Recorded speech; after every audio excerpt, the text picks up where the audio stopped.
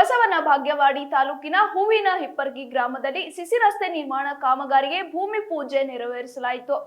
ದೇವರ ಹಿಪ್ಪರ್ಗಿ ಕ್ಷೇತ್ರದ ಶಾಸಕರಾದ ರಾಜುಗೌಡ ಪಾಟೀಲ್ ಅವರು ಕಾರ್ಯಕ್ರಮಕ್ಕೆ ಚಾಲನೆ ನೀಡಿದರು. ಜಿಲ್ಲಾ ಪಂಚಾಯತ್ ವಿಜಯಪುರದ 2024-25ನೇ ಸಾಲಿನ ಲೆಕ್ಕ ಶೀರ್ಷಿಕೆ 5054 ಯೋಜನೆಯಡಿ ಮಂಜೂರಾದ 50 ಲಕ್ಷ ರೂಪಾಯಿ ವೆಚ್ಚದಲ್ಲಿ ಈ ರಸ್ತೆ ಕಾಮಗಾರಿಯನ್ನು ಕೈಗೆತ್ತಿಕೊಳ್ಳಲಾಗಿದೆ. ಈ ಸಂದರ್ಭದಲ್ಲಿ KRIDL ಅಧಿಕಾರಿಗಳು, ಗ್ರಾಮದ ಹಿರಿಯರು, ಮುಖಂಡರು ಹಾಗೂ ಯುವಕರು ಉಪಸ್ಥಿತರಿದ್ದರು.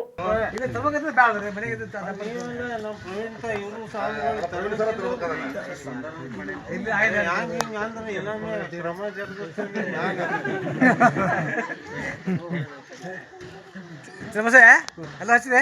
ನಮಸ್ತೆ ಬಸ್ ಇಲ್ಲ ಬಸ್ ಇಲ್ಲ ಬಿಡ ಹಚ್ಚಿದೆ ಬನ್ನಿ ತಮಗ ಇವ